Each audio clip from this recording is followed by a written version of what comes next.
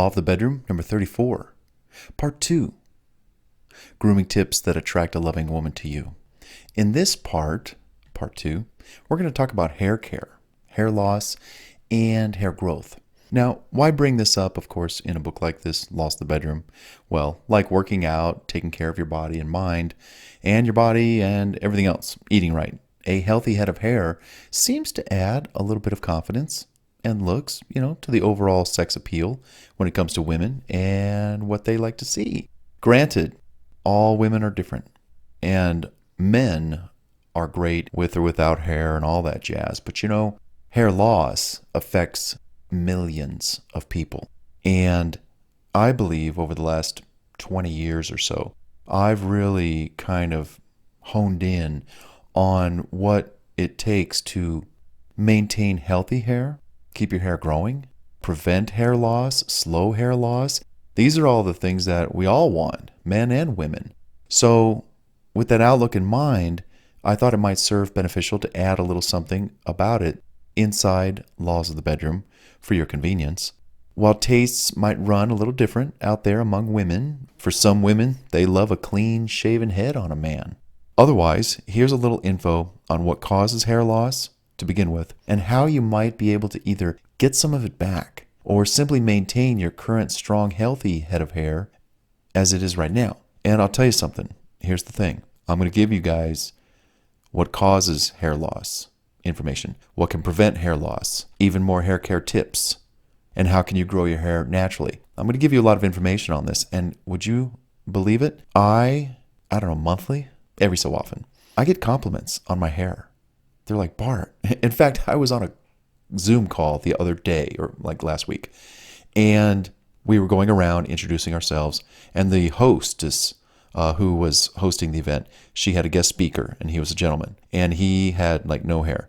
And he, as soon as the hostess announced my name, because she knew me, he's like, oh, that's Bart, and he is blah, blah, blah, the speaker. He just like jumped out of nowhere and said, oh my word, look at the hair on your head. And I'm like, yes. Wow, I wish I had that. And I'm just a guy. He didn't have to say that if I had natural or normal hair, just clean cut. But maybe I wear my hair a little longer because I can or I want to. But did you see what that did? He noticed that right out of the blue. I've had females tell me, Bart, you've got really nice hair. Because what are females? They're always into their hair, doing their hair and hair care and beauticians and all that stuff. So for them to notice. So my point is this, is whatever I'm doing, it must be working. So keep that in mind when I give you this stuff. Wow, Bart just unloaded on me a lot of stuff about hair care, hair loss, hair prevention, growing hair tips.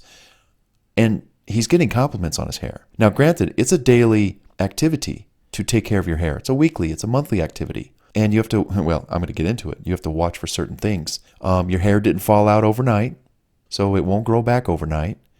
Give it time. But with the proper care, you got a great chance at really maintaining some good hair, healthy hair. And I've got products that I recommend as well. You can find those in the description box to keep your hair healthy, just like I do. Yes, I do. I consume products, and I don't do anything like services or nothing. No, it's just products. And they're totally affordable. They don't break the bank, and they're good for you. It's all natural. I don't succumb to any of the BS out there with, oh, go buy this $9,000 something for your head. I'm like, no, I don't think so. Or get this something kind of shampoo that costs $40. No, thank you. I don't do any of that stuff. My shampoo cost me $4 or $5 per bottle that I use. It's cheap, but it's good shampoo. And then I take biotin pills.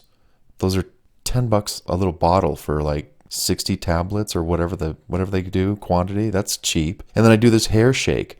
Now that's $24, but I make it last, and it's worth it. So you see what I'm saying? Okay, let's get into it. What can cause hair loss? Well, we've got about 15 things. 15 things can cause hair loss. Number 1, poor nutrition. This is very important, poor nutrition. If you didn't know this already, once we grow up and we leave mommy's house, we no longer have access to those nutritious meals she once fed us. Well, at least for most people. Like my mom, she cooked like a monster. She was like a machine. And She just cooked. So I had access to all those good meals. Well, once I left home and when I got on my own, when we all get on our own, what do? Fast food, hot dogs, pizza, ice cream, beer, and tacos. Well, I'm exaggerating to make my point somewhat. But where the nutrients are concerned, we've got to get nutrients from our foods. That means eating vegetables, eating fruits. I had a friend who had a friend, and he was thinning at mid-20s. And I kind of asked him about his diet, and I just quizzed him. Do you eat veggies, salads, fruits? No, I don't really eat fruits at all. And I thought to myself, you open up one door and there's another door, and I wonder what else he doesn't eat where he's not getting nutrients. I'm a big proponent for eating well. Salads 2 to 3 times a week, other vegetables, fruit every day, a little bit of a variety, some oranges, apples, bananas, blueberries, strawberries, pineapple. I'm a big pineapple freak. So nutrients, poor nutrition can cause hair loss. Poor scalp stimulation. Number 2, poor scalp stimulation. As we get older, our once great circulation system can lose some of its efficiency. Among them is proper circulation to the scalp. When blood isn't circulating to the scalp, as it should, nutrients can't get the ride up there. So poor scalp circulation. And that means blood flow also. So when you sit up a lot, you stand up a lot, naturally, when you lay down, the blood's going to flow to the scalp. So maybe it helps to kind of maybe lay down, take a nap. You have my permission. Go ahead. No, but that's very important to lay down a lot, get circulation to the scalp. And there's other reasons for circulation to the scalp. Exercise and working out, that pumps the blood all over the body. Another thing to do to generate circulation to the scalp is to scratch your head. I've got hair on my head, so I can do it, pretty vigorously. If you are thinning, you can still scratch your head lightly. I don't want you to, dig those nails in. But the point is taking a minute or 2 or 3, go for it, 4 or 5, and just scratch your head in the front, on the sides, up top, towards the back, far back below, where the hair kind of stops. And just repeat that, like 10 sessions per zone on your head. Scratch your head. And when you can feel it, and you could pressure and push a little more and then really just get into it and just keep scratching your head for, like I said, quite a few minutes. You could easily do this 2 or 3 times a day, easily. And then when you focus on the front, because that's where we want the hair the most, because that's where it's thinning, thins in the front first and then on the top and elsewhere. How does your head look? Does it look red, blushed, flush with blood, circulation? That's what we're talking about. Getting blood and flow up there. They say for women, breast cancer, the thing with the breasts are that they don't move. You got to jiggle them around. You got to shake them around. And I know that should be the man's job. The point is it's not a muscle. It's not an arm or a leg. So because they sit still like that, things can develop in there that's not good. That's why, and I had a friend of mine, she was a naturopathic doctor for women. She used to say, you need to massage the breasts, massage them, use some nice lotion on the outside, but massage the breasts and stimulate and push those fluids around inside so you don't let things, it's like bed sores. It's like people who sit in a chair or lay in bed for days and weeks and months, you're going to get, it's not good stuff. So anyhow, the same thing with the scalp. Blood doesn't naturally flow up there, so you need to kind of scratch and generate some stimulation and some action. And another thing I do is I actually take my hair and I kind of pull it back. I'm pulling it back right now, and mostly in the front. So I'm pulling my front hair back. And what that does is it's kind of like pulling the hair out, but you're not really. It's not going to fall out. But that creates stimulation as well. Stimulation. That is another major component for good, healthy hair and hair loss if you're not getting good stimulation to the scalp. Number 3, clogged scalp skin cells. Hair has a hard time growing when the surface of the scalp is clogged with oils and sebum. So a good shampoo is going to clean out the scalp and the follicle shaft so hair can grow through. There's a product that used to be available, but it's no longer. It's discontinued. I'm actually trying to reproduce it myself in my own formula to put on the market for sale. It actually is perfect for cleaning the scalp. And if you can imagine taking like rubbing alcohol and rubbing it on like a surface, like a doorknob, or maybe your skin because you're going to like clean or you're going to do something to it, It's that kind of cleansing that happens. It cleans the oils, it cleans the grime, the dirt, the sebum out of there so that hair shaft can go through clearly and nicely. Number 5, abuse of the hair. Pulling and yanking and over-chemicalizing it. That's abusing the hair. Bad shampoos with those chemicals that I don't like, they can cause hair loss. Number 6, stress. Stress destroys cells and a lot more. So if you're under stress and you're worried, that's not good. That's not good at all. So try to de-stress your life a little bit. 7, little sleep. 3 hours a night won't cut it. Again, circulation of blood to the scalp. We do need our time in bed. We need to rest. Got to lay down for that 8-hour period. That rest helps the body and it helps the blood. It helps everything and it helps prevent hair loss. Sleep. Number 8, over shampooing your hair. Now, many shampoos contain chemicals and cleaning agents that are not good for the hair. The shampoos that I use are great for the hair, and I'll get into those. They're actually in the description box. Be sure to check it out. The shampoos that I use are very soft on the hair. And I actually could just shampoo and shampoo and shampoo and keep shampooing and never over shampoo. But I do monitor it. But the quality of the shampoo is actually very, very important. So if you're going to shampoo a lot, and I use 3 to 4 different shampoos in the same session.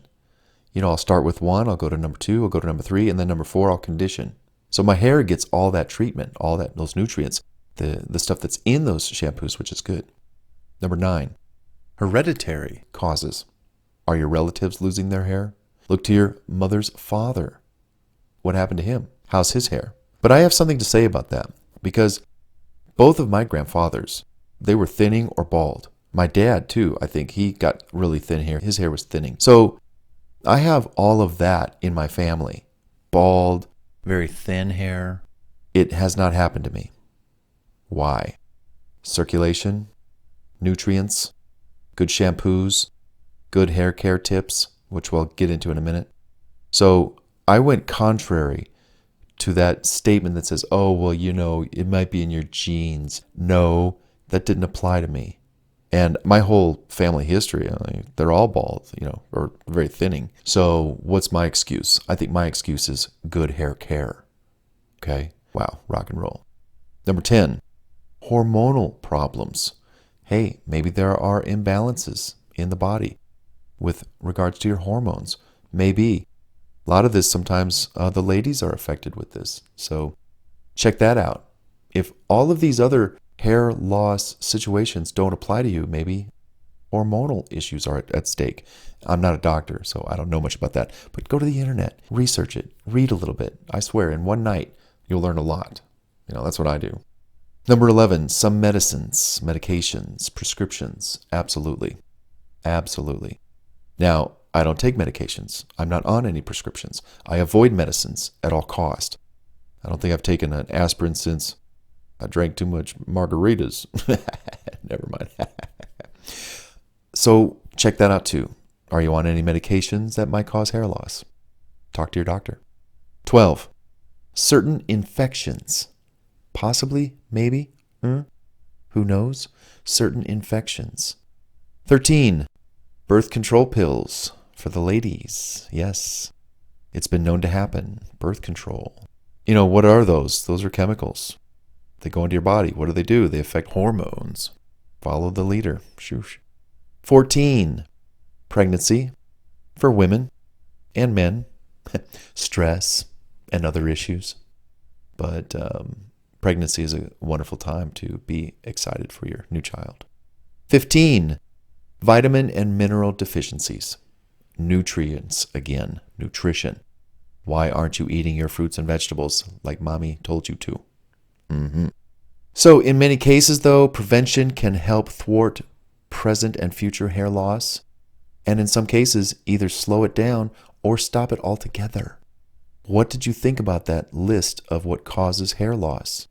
Poor nutrition, poor scalp circulation, clogged scalp skin cells, poor hair care, abuse of the hair, stress, little sleep, over shampooing your hair, using shampoos with a lot of chemicals in there that are not good for you. Oh my gosh, no. Hereditary causes, hormonal problems, some medicines, certain infections, birth control, pregnancy, and vitamin and mineral deficiencies. All of it adds up. So keep that in mind. Now, how can you prevent hair loss? Well, let's get into it in the next audio program in this playlist.